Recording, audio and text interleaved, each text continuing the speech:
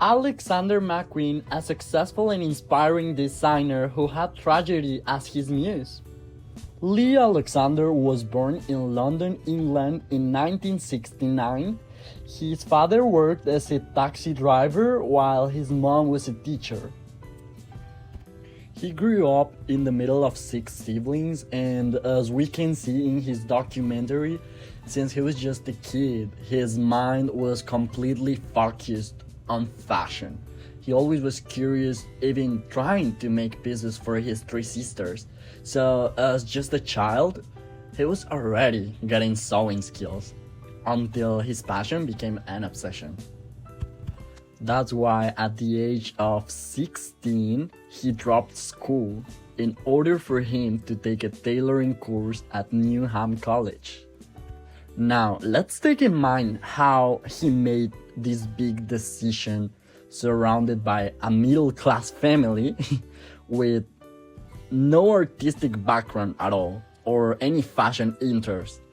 So it seems like a risky and unsupported scenario, but however, he was pretty aware of his tailoring skills and he trusted on himself and on his talent. After finishing his tailoring course, he landed himself an internship at Anderson & Shepherd. That was a bespoke tailoring shop located on Savile Row in London. So this internship was highly prestigious, of course, and gave him great experience. He showed how he wasn't afraid of big things and new challenges. Because let me tell you, this tailoring shop was in the middle of a luxurious street in the middle of London, so this was a big deal for him. There he learned the complex process of making a suit by hand. After his internship ended up, he moved to another tailor called Gibson Hawkes in the same luxurious street, Savile Row in London, and there he worked as a pattern cutter. Definitely, it was something different than what he was used to do, but this gave him the skills for that successful future approaching, of course. And he was every time with every job just becoming a more and more complete designer, just taking notes and learning from every close construction process. He was trying to learn from every perspective the skills that one day will make him outstanding. Like, for example, his pattern making process was out of this world. He was impeccable doing that. At this point, it's safe to say that Alexander created a name for himself as one of the most promising young tailors on Savile Row. But something I want to highlight of this era on his career, it was that McQueen started to embrace his sense of rebelliousness that someday will become a defining part of his identity. And it was like a representation of his art through fashion. One of the most popular examples of this at that time, it was when he stitched "I am a cunt" into the lining of a jacket made for nothing more than Prince Charles. After Gibson Hawkes, he will start to work with a fashion house with a theatrical aesthetic that will inspire his creative process for the rest of his career. And if you have seen Alexander's pieces, you know what I'm saying. So when he worked here at this place, it was called Angels and Berman, the fashion house. This awakened his love for dramatic looks, and I feel like his time working there explains a lot, because if you look at Alexander's amazing pieces and designs, it gives you the sense that everything was part of a movie or of a play. And not to mention that, okay, this is hard to believe, but everything that I've told you that he accomplished, all of this, by this time, he was only 21 years old, which is crazy. He had definitely a strong resume that gave him the confidence to apply for the Central Saint Martin Fashion School as a teacher and not as a student. So he knew his value and talent, but unfortunately for him, He wasn't old enough for that job position, but however, the school offered him a master program invitation that he ended up accepting, and in 1992, he created his iconic and controversial collection called Jack the Ripper Stalks His Victims. But remember, he hadn't created his label at this point. It is just an academic project where he had for the first time full control over the design process. So this was a dark collection, and I feel it was the end of nonsense fashion for Alexander. And instead, it was the beginning of collections with stories and him putting his mind perspective talking through his fashion.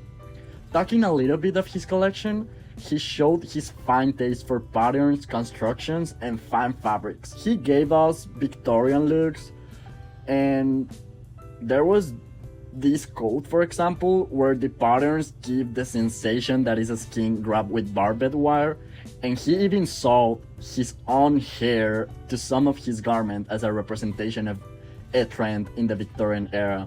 His excellence and extravagance were a very strong first impression, and here arrives one person that was important in Alexander's personal and professional life.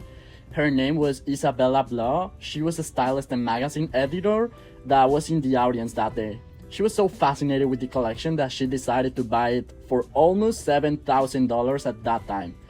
She definitely saw his potential, and with this graduation collection, he could have gone to any fashion house and find a job as a designer assistant, but he wanted to start his own label, and Isabella was the one who made this possible. She was like his mentor.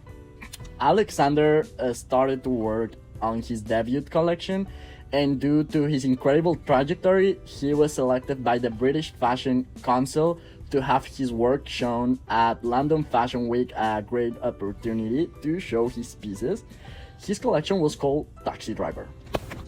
In 1994, he launched his Nylene collection, which brought him attention from the press, and he was the one that put his name in the headlines.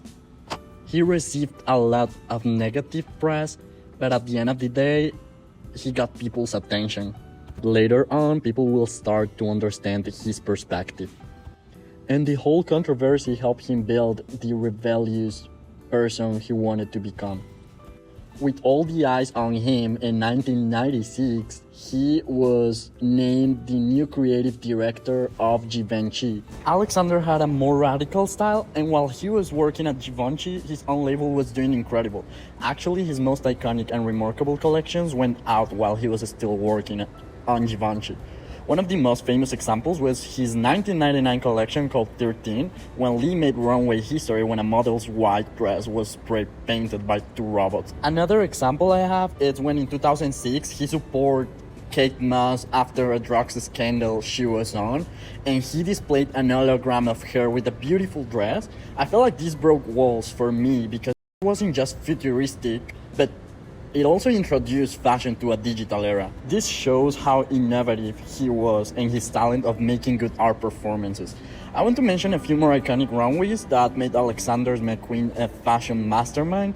In 2001, he recreated an insane asylum atmosphere, a combination of fantasy and a nightmare, where I think he spoke up his mind about his mental health issues at the time.